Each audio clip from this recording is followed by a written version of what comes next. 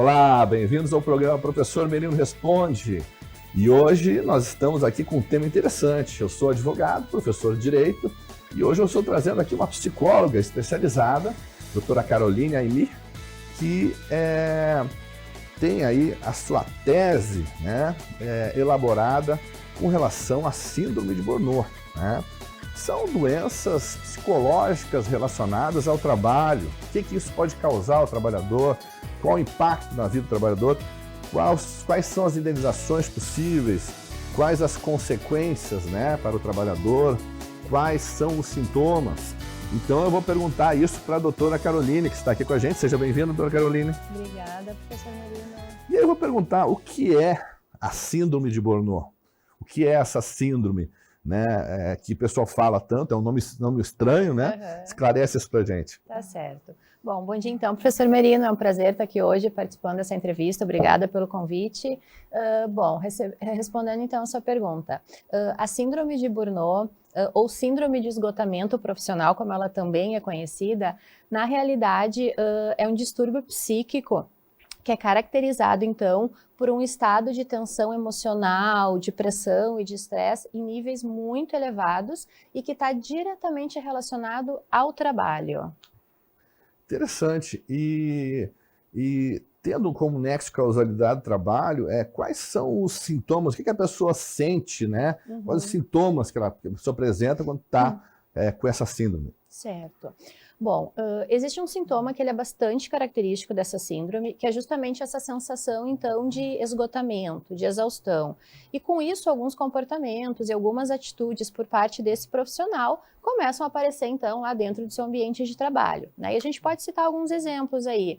Aquele profissional que começa a apresentar faltas constantes ao trabalho, ele apresenta questões de irritabilidade, de agressividade, lapsos de memória, dificuldades de concentração, questões de relacionamento também, a dificuldade de manter os relacionamentos dentro do seu ambiente de trabalho, e alguns pontos que são muito importantes de serem observados, que é uma descrença que começa a acontecer. Então, esse profissional, ele passa a acreditar que ele não tem condições de fazer o seu trabalho, de cumprir com as suas metas, com seus objetivos, né? E aí alguns outros sintomas acabam sendo acarretados também com isso, né? Como quadros depressivos, por exemplo, né? Inclusive a síndrome de Burnout e a depressão, elas são bastante semelhantes.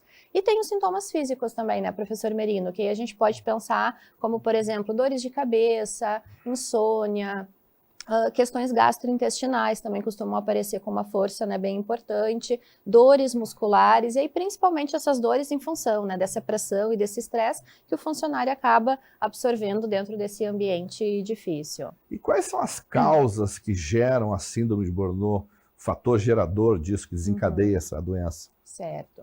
Bom, quando a gente fala, então, em um ambiente de trabalho extremamente desgastante, competitivo e difícil, algumas questões são importantes serem observadas enquanto possíveis causadores da síndrome, né? E aí a gente tem aí alguns pontos, como, por exemplo, cargas excessivas de trabalho, um nível de cobrança muito grande pelo atingimento de metas, né, por cumprimento de projetos, competições entre funcionários, comparações também entre os próprios funcionários ou entre empresas. Então são fatores que sim podem desencadear essa síndrome, mas é importante a gente ter assim um olhar bem cuidadoso de que isso precisa estar acontecendo num nível realmente bastante elevado, precisa ter o excesso disso para que se possa pensar então, né, na síndrome de Burnout. Doutora, nós temos também o chefe louco, né? Aquele que grita com o funcionário, Exato. agride fisicamente às vezes, né? Porque tem processo na justiça do trabalho assim, chefe que persegue, que agride, que fala palavras, que tem preconceito racial, que tem preconceito sexual. Então isso também é um fato gerador? Sim. É um fato gerador porque faz com que esse funcionário se sinta constrangido, se sinta incapaz, né? E aí é uma sequência, né? Uma coisa vai levando a outra. E doutora, como é feito o tratamento de uma pessoa que está nessa condição, né? Que sofreu isso no trabalho, essas perseguições, toda essa agressão físico-psicológica, enfim. e está passando por essa dificuldade, né? Está com essa depressão, vamos dizer assim, decorrente disso. Como é que é feito o tratamento dessa pessoa? Certo. Bom, o tratamento, ele tem um aliado muito forte, que é a questão da psicoterapia, né? E aí entra, então, o papel do profissional da psicologia para dar esse suporte. Porque é um local onde esse profissional ele vai conseguir poder estar expondo os seus medos, as suas angústias, as suas dificuldades, os seus receios, né? Vai se trabalhar muito a questão do sentimento, da emoção. E dentro do processo terapêutico, então, é que se vai ter o entendimento, né? Das causas que estão levando a isso, das consequências para o dia a dia da vida desse profissional, né? E aí, tendo esse entendimento, se parte, então, para o processo de mudança, de melhoria, certo? Então, é a partir do processo terapêutico, né, que se consegue trabalhar muito bem em cima do tratamento. E, claro, né, professor Merino, cada caso ele precisa ser analisado individualmente. A gente vai ter situações que, por exemplo, vai ser necessário também o uso de antidepressivos, né? Ou, inclusive, em questões, assim, em casos mais complexos, o afastamento do trabalho também. E, doutora, essa síndrome de Burnout ela pode ser caracterizada como uma doença ocupacional, como uma doença do trabalho, no caso, né? É possível isso? Sim, inclusive, a partir de 1º de janeiro de 2022, a OMS fez com que a síndrome de Burnout, então, fosse reconhecida como uma doença ocupacional. Então, sim, a partir de então, né, ela tem esse reconhecimento. E na prática, né, vamos pensar, aquele profissional que ele é diagnosticado, então, com a síndrome de Burnout, e ele precisa ser afastado, ele passa, então, a ter os mesmos direitos previdenciários e trabalhistas de qualquer outra doença ocupacional, né? Então, ele é afastado por 15 dias, tendo todos os custos, né, a nível salarial, enfim, por parte da empresa. Se necessário aumentar esse período de afastamento, ele ingressa, então, ao INSS e, novamente, tendo os mesmos direitos previdenciários e trabalhistas de qualquer outra doença ocupacional. E, doutora, como é que se faz a prevenção nas empresas para que não aconteça esse tipo de coisa? Explica pra gente. Certo. Bom, a prevenção, professor Merino, ela vai muito em base, assim, de mudanças de hábitos, mudanças de rotina, né? Então, é importante que o profissional, ele possa estar identificando situações que causem desconforto, que causem medo, que causem angústia, né? E sintomas que eu já citei como sendo da síndrome de Burnout.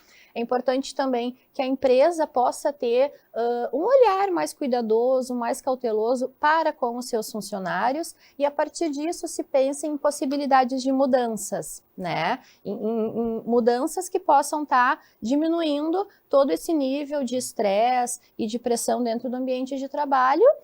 E a psicoterapia também pode auxiliar na prevenção, né? E não somente nesse posterior, depois de que a síndrome já foi diagnosticada, mas também enquanto prevenção de ter esse cuidado, entender o que está acontecendo e poder fazer as mudanças necessárias. Doutora, qual é a diferença entre a depressão e a síndrome de Burnout? Como é que a pessoa vai saber se ele está tendo a síndrome de Burnout ou se ele tem uma depressão simples? Como é que se diferencia isso? Certo. Excelente pergunta, professor Merino, porque isso acontece bastante, tá?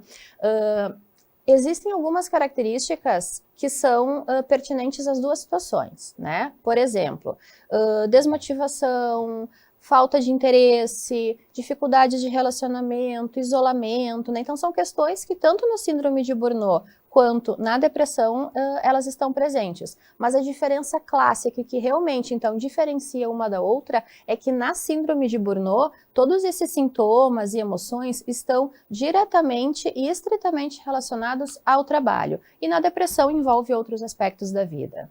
Interessante. Eu já fiz alguns processos judiciais trabalhistas nessa área, né? E quando a pessoa tem uma alegação, né, de que sofreu essa síndrome de Burnout no trabalho, né, ele quer caracterizar como doença ocupacional e até pode caracterizar também como um acidente de trabalho, né, provando. E aí, nesse caso, nós temos o perito judicial, que é o perito que faz o laudo, né, o psicólogo, né. E aí, eu já vi laudos de todo jeito, né. Eu já vi um laudo uma vez de uma pessoa que pediu uma indenização por síndrome de Burnout no trabalho, e aí o psicólogo fez todo o histórico da vida dela. E aí, eu não vou falar o nome para não identificar a pessoa, né, mas assim, ó, o filho ela tinha um filho preso, o outro filho era usuário de drogas e causava problema para ela o dia todo, e o marido tinha se suicidado. Nossa. A vida dela era e ela já tinha afastamento previdenciário e depressão há mais de 10 anos, né? Então o perito fez um histórico da vida dela e verificou que no trabalho não houve nada, né? Então, nesse caso, não houve uma comprovação que houve a síndrome, que era uma depressão histórico dela, né? Agora, dentro do processo judicial, o que eu vejo mesmo, assim, na prática, nos meus processos trabalhistas, é que o juiz vai verificar muito o nexo de causalidade de acordo com as testemunhas. Então, quando as testemunhas vão dizer, não, realmente o chefe perseguia, o chefe gritava, tratava de uma forma diferente, exigia trabalho demais, ofendia, agredia fisicamente, preconceito racial, preconceito sexual, quando existia aquela pressão do chefe, aquele tratamento diferenciado, aquele dano moral, aquele assédio moral, aí sim, né, comprovando para o juiz, além do laudo psicológico, né, que aí verifica-se que a pessoa teve aquilo, né, naquele período, nesses casos é reconhecido, a pessoa tem direito à indenização por dano moral e até talvez por indenização material, dependendo do caso que possa acontecer, né? Pode às vezes levar a pessoa ao suicídio, né? Nós temos no Japão o karoshi, que é a morte por excesso de trabalho, é uma coisa específica do Japão.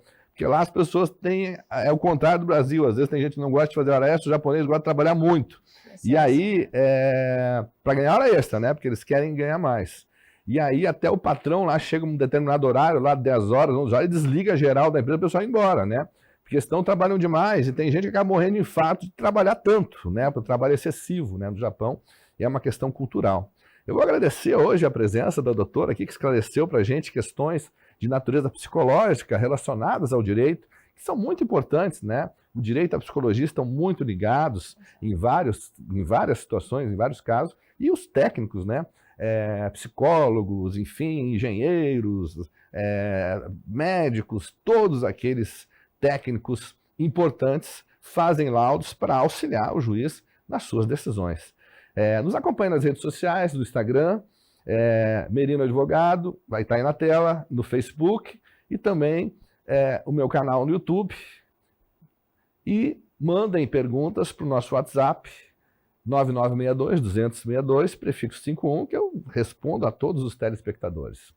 Muito obrigado, doutora, pela presença. Eu agradeço, muito obrigada. Um grande abraço e até a próxima.